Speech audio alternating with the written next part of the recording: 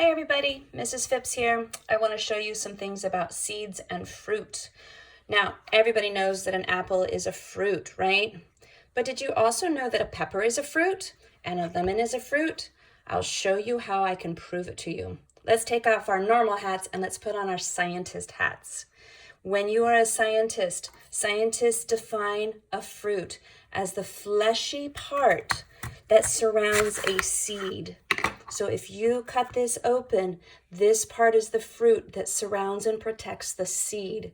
So if I take a pepper and I cut it open, what am I going to find?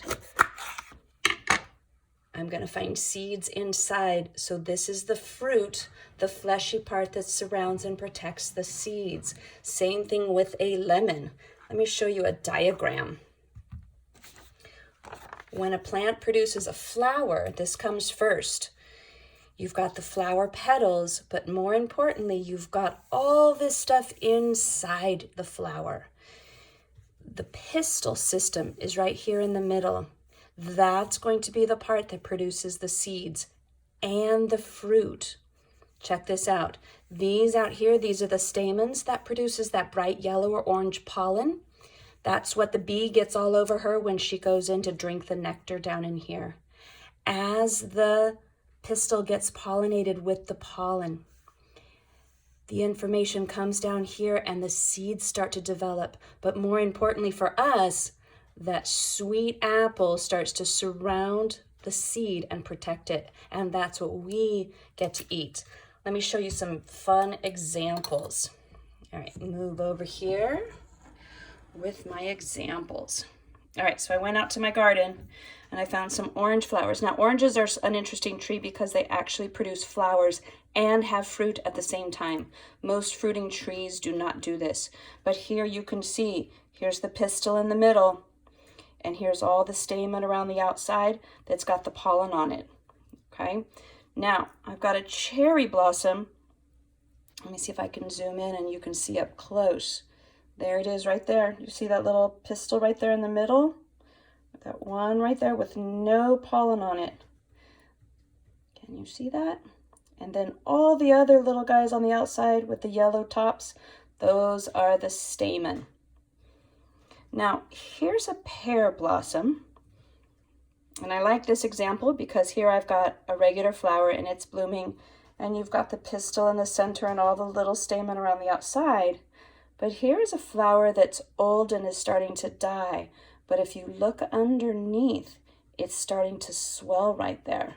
So that right there you're looking at is a little baby pear. Again, here's from my plum trees. And I like this example because it shows all the dead flowers that aren't needed anymore because they've all been pollinated and they're all producing plums. Now, the difference between something like a fruit, which is the fleshy part that surrounds a seed, I've got two examples here. I've got an almond and a walnut. Now, these are not considered fruit because if you think about it, if this is the seed inside, this is not fleshy. This is just considered a shell. It protects the seed, but it's not something we can eat. Same thing with the almonds. And if you look here, these were last year's walnuts, but this is this year's almonds. Here's the dead flowers, what's left of them, and here's my little baby almonds coming on. But if I were to cut this open, you would see that there's no real fleshy part that is surrounding that seed. In fact, I can't even break it open because it's so hard. There. This is going to harden as it dries out in the summer, and that's the shell of the almond. And there's a little baby almond nut waiting for me inside, okay?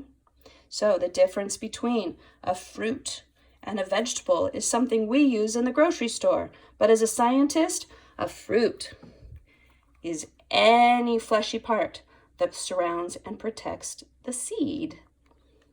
Talk to you later.